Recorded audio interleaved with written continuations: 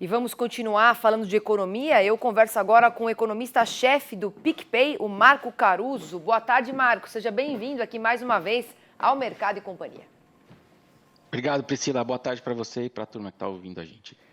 Marco, a China publicou seus dados, de atividade de junho e o PIB do segundo trimestre agora. Qual que foi a sua leitura dos números e os impactos para o mercado nesta segunda-feira? De modo geral, assim, minha leitura, e acho que do mercado também, aparentemente, acabou sendo negativa.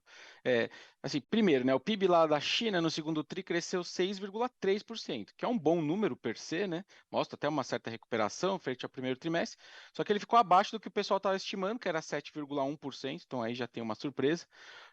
E se a gente considerar, né, o número fica até menos impressionante se a gente considerar que ele cresceu em cima de uma base ali do segundo trimestre do ano passado, onde Xangai estava fechada, você tinha várias restrições de Covid, né? Então poderia ter sido um número muito melhor, né, pela base fraca, mas não foi, pelo contrário, né? E outro ponto também que continua chamando a atenção é que os investimentos ali em ativos imobiliários, ou mesmo infraestrutura, mas principalmente imobiliários, estão muito fracos ainda, né? Então, não é à toa, por exemplo, que o minério de ferro está sofrendo, assim, né? A gente pega investimento em ativos imobiliários, lá estão afundando 8% ano contra ano.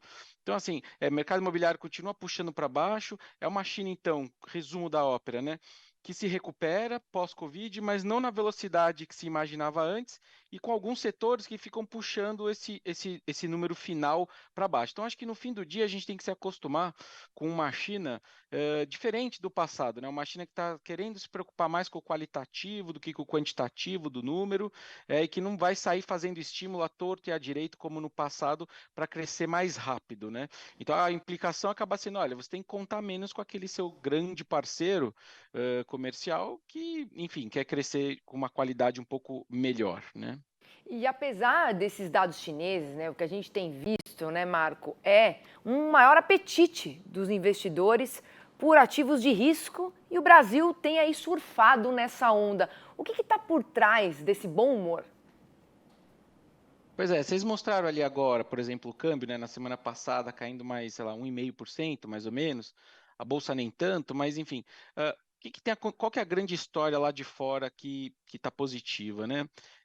Acho que é a soma de duas coisas. A primeira é o seguinte: a gente tem visto uma melhora na perspectiva de inflação no mundo inteiro. Então, a verdade é que a inflação vem surpreendendo para baixo, depois de ser um grande problema, em vários lugares do mundo, né? Então, esse é o primeiro ponto. E aí, com menos inflação, você consegue discutir se talvez os juros no mundo não precise ser tão alto, né? Então isso aí já automaticamente leva o investidor a procurar ativos de maior risco, né? Estou falando de bolsa de país emergente, moeda de país emergente, enfim, etc.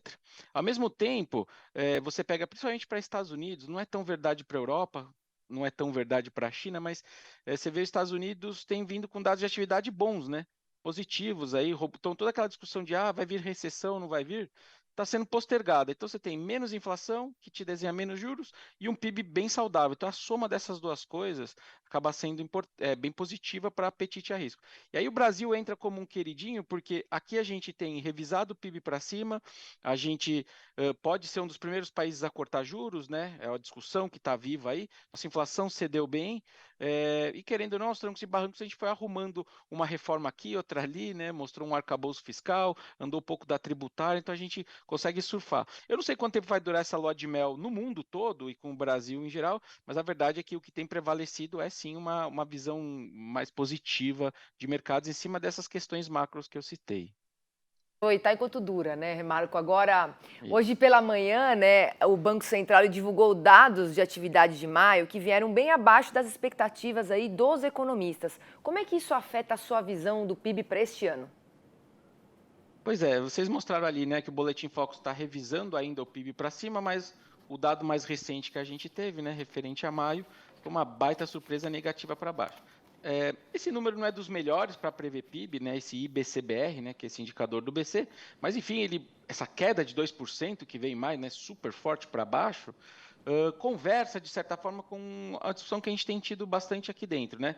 Olha, a gente teve um ano de 2022, né, o ano passado mesmo, super bom, a gente teve um primeiro tri super bom, muito graças ao agro, mas conforme a gente vai andando no tempo, a nossa visão é que as coisas vão ficando um pouco mais complicadas em termos de crescimento, né? Então, grosso modo, esse ano vai crescer menos que o ano passado e o ano que vem a gente também está vendo um PIB menor do que o desse ano. O segundo semestre desse ano parece que vai ser mais complicado do que o primeiro semestre, até porque assim, a ajuda do agro é bem menor, né? Ou da soja, vamos dizer, né? Entra um pouco agora de cana, um pouco de café ajudando, mas não é nada que mude o jogo. E a gente ainda tem uns juros que vai male começar a cortar agora, famílias ainda, né, com inadimplência alta, segurando um pouco de consumo, só que do outro lado tem o governo dando dinheiro. Então, essas duas coisas conflitantes sugerem assim para a gente, olha, mas no frigir dos ovos, conforme o tempo vai passando, me parece que o PIB vai perdendo fôlego, né? Então, assim, o Focus tem revisado para cima, estão falando de um número, PIB, aí grosso modo para esse ano está algo entre 2 com 2,5, até mais perto de 2,5, só que aqui na casa a gente está com números abaixo de 2, acho que em algum momento a gente vai sentir uma sensação térmica pior, e esse número, querendo ou não, ainda que eu não goste tanto dele para falar de PIB, mas eles conversa com essa minha leitura de que as coisas podem perder um pouco de ímpeto a partir daqui. Tá certo, Marco. Obrigada aqui pela sua análise e uma boa semana para você. Obrigado, boa semana para a gente.